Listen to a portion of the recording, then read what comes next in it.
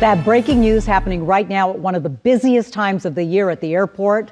Possible issues happening for one major airline right now. So we want to let you know about this because this is very important and will likely impact a lot of people. American Airlines has been responding to people on social media saying they are working on a, quote, technical issue. Atlanta News First Don Shipman is live for us at the world's busiest airport, Hartsfield-Jackson Atlanta International Airport. Don, what do we know?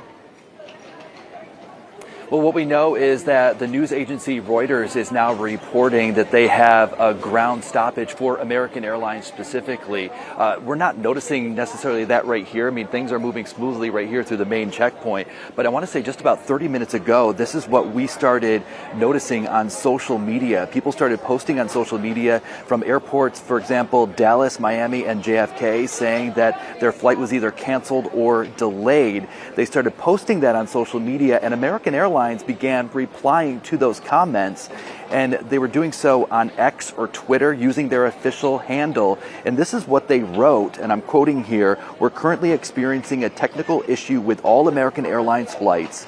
Your safety is our utmost priority. Once this is rectified, we will then get you safely on your way to your destination."